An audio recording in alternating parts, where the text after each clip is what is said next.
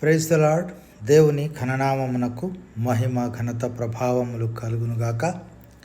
వేకువజామున బెరయ సందేశము ఒక పాట ద్వారా దేవుని మహిమపరుస్తాం.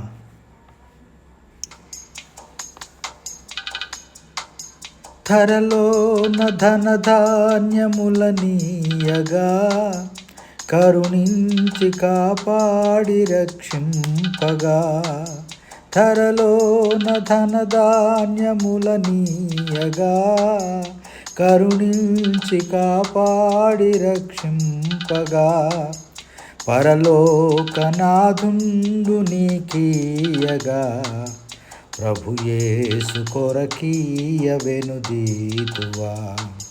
పరలోకనాథుండు నీకీయగా ప్రభు యేసు కొరకీయ వెనుదీతువా. నీ ధనము నీ ఘనము ప్రభు యేసుదే, నీ దశమ భాగము నీయ వెనుదీతువా వెనుదీతువా. ఈనాటి దేవుని వాగ్దానపు వాక్యాన్ని చదువుకుందాము. ఫిలిప్పీలకు రాసిన పత్రిక 4వ అధ్యాయము 19వ వచనం. క్రీస్తు యేసునందు మహిమలో మీ ప్రతి అవసరమును తీర్చును. ప్రభునందు ప్రియమైన దేవుని ప్రజలారా, ఈ వేకువజామున దేవుని వాక్యము మనతో మాట్లాడుతుంది. ఈ అన్నటువంటి మాటలు అపోస్తలుడైన పౌలు ఫిలిప్పీ సంఘానికి ఆదరణీయంగా ప్రోత్సాహకరంగా తెలియజేసినటువంటి మాటలు. ఆయన సేవలో ఉన్నప్పుడు చాలాసార్లు ఆయన లేమిలో ఉన్నాడు, కలిమిలోను కూడా ఉన్నాడు, కష్టాల్లో ఉన్నాడు, సుఖాల్లో కూడా ఉన్నాడు. అయినప్పటికీ సేవా భారాన్ని ఆయన విడిచిపెట్టలేదు. కష్టమైన నష్టమైన ఆయన సేవ చేస్తూనే ఉన్నాడు.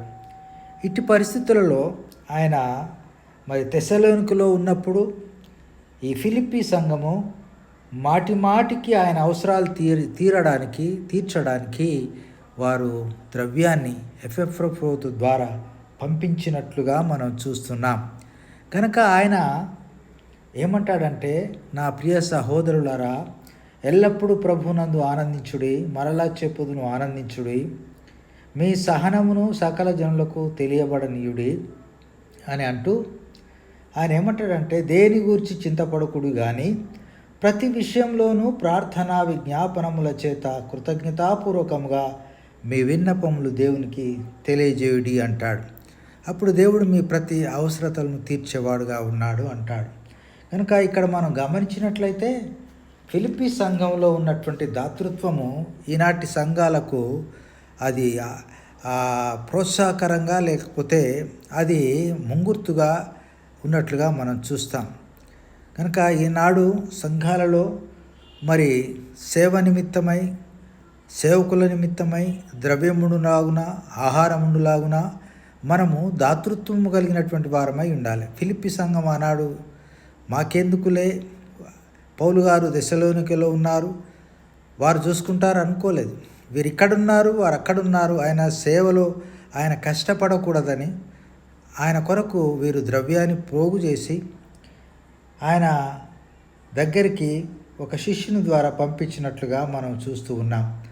కనుక మనము పాత నిబంధన గ్రంథంలో కూడా మలాకి గ్రంథంలో చూస్తాం. 3వ అధ్యాయం 10వ వచనంలో, నా మందిరంలో ఆహారం ఉన్నట్లు 10వ భాగం అంతా మీరు నా మందిరపు నిధిలోనికి తీసుకొని రండి.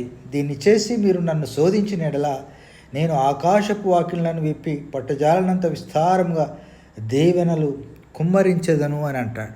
కనుక ప్రియమైనటువంటి దేవుని ప్రజలారా, మనము ఈనాడు దేవుని యొక్క సన్నిధిలో ఆహారం ఉండులాగున మనం కూడా దాతృత్వం కలిగి మనము దేవునికి ఇచ్చేవారంగా ఉండడానికి ప్రభు మనల్ని ప్రేరేపించునుగాక. ఇట్టి మాటలు దేవుడు దీవించి ఆశీర్వదించునుగాక.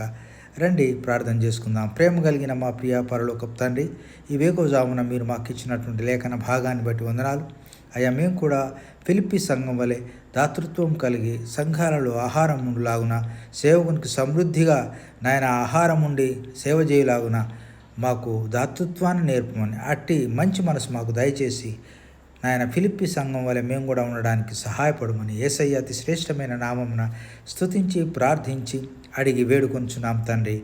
ఆమెన్. Praise the Lord. దేవుని ఘననామానికి మహిమ కలుగునుగాక. ఆమెన్.